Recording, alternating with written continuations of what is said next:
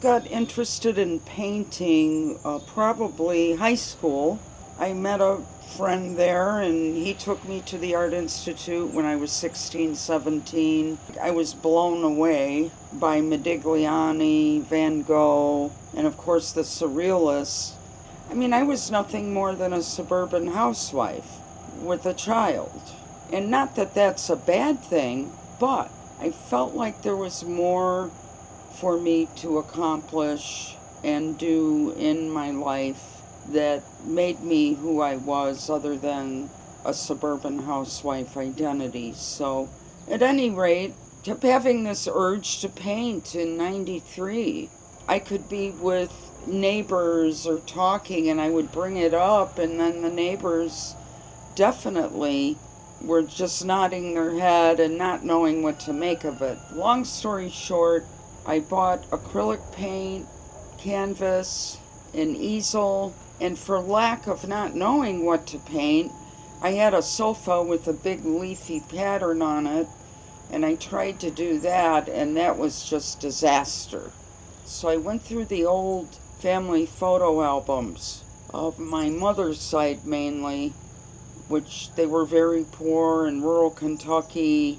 My grandmother ironed for work, did laundry. There were a ton of pictures. They had a camera, so they weren't that poor.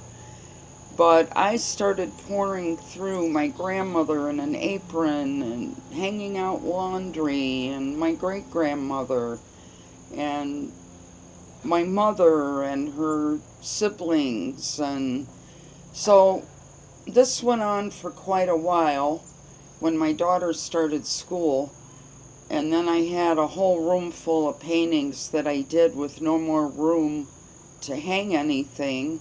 I'm doing this, but I need to take it further. So, not knowing how good or bad I was, and I went to a curator at an art league who was doing reviews of everyone's work.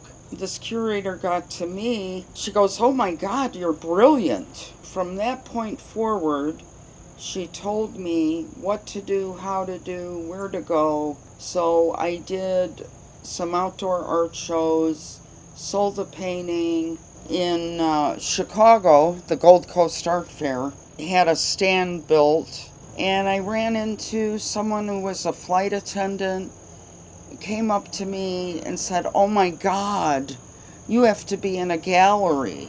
The feeling of that I am reaching people on a certain level was more important to me than anything in my life. So she bought a painting and then bought another one, and then she hooked me into the Liz Blackman Gallery in LA, and she brought me to the Puck building for the Outsider Art Fair in Soho. So I went there in New York City for my first time. I just was enamored, amazed that so much creativity there, and it was the best thing I ever experienced. So another New York gallery saw the work at Liz Blackman's gallery and bought all the pieces at a higher price, and then they wanted to resell them in the thousands. So it was all extremely overwhelming to me, as you can imagine, because I wasn't painting. It wasn't so much about the money as it was about being recognized and people feeling what I'm doing. Rico Maresca in New York City was the gallery that bought my work, and they had a solo show for me in May of '94. That sold out. I got a review in the New Yorker. I did a painting specifically for the New Yorker. And all these other magazines, Chicago Magazine, Harper's, a whole cornucopia of magazines wanting to interview me and talk about my work and say, suburban housewife becomes painter. I mean, I really didn't like that, but it's okay. So I talked to the New York Gallery, and they told me that the New Yorker was interested in me. Roger Rico said, "Yeah, I'll get in touch with them for you. You just go ahead and paint." A month went by, I heard nothing, and come to find out, he never did get in touch with the New Yorker. I was very gravely disappointed in that. The one person that was William Louis Dreyfus, and I met him at my art opening there. He was so enamored with me, I think he bought 10 or 12 of my paintings. I did a commission for him that he was so sincere about his passion for my work. That was just my beginning in 94. One more thing about 94, which was my big break with my artwork, and I was just filled with excitement. Connie Chung Eye to Eye program contacted me, came to my house, and at that time we were living in the country, filmed me walking around all these country settings. I believe there was a fair, a Friday night fish fry, church, and so they followed me everywhere I went for like 2 days, and it did air in March.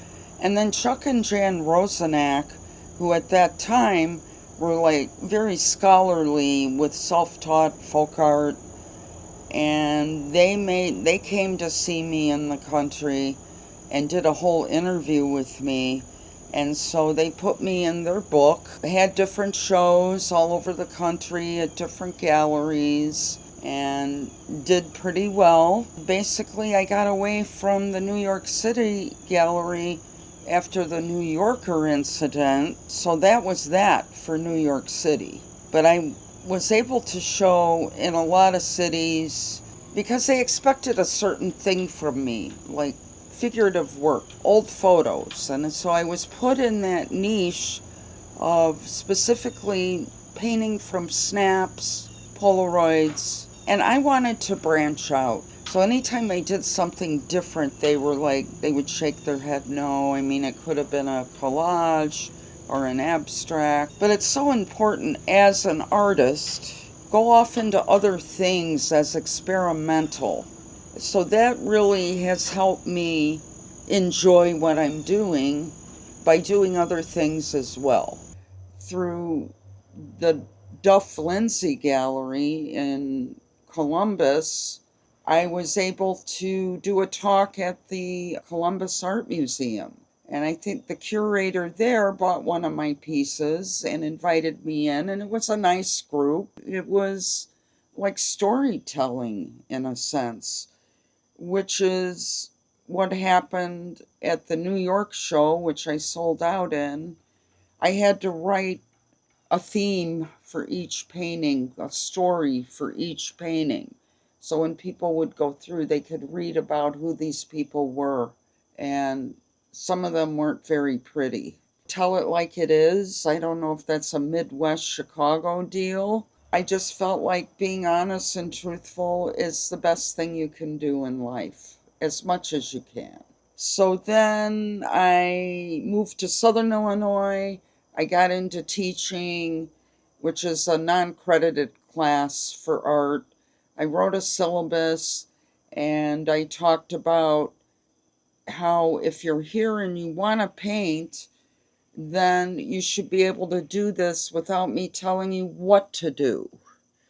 I can help you in the how to do, the use of color, and so on and so forth.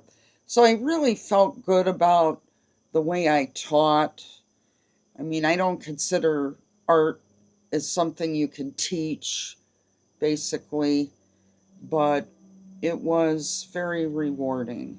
Right now, my goal is to have a retrospective at the Whitney Museum. I've had a retrospective at the Intuit Museum in Chicago in 2014, but before I reach the end of the line, ideally something at the Whitney, because I had a client donate a piece of my maternal grandmother Ida, and the curator took the piece. It's yet to be hung, but I'm not done yet.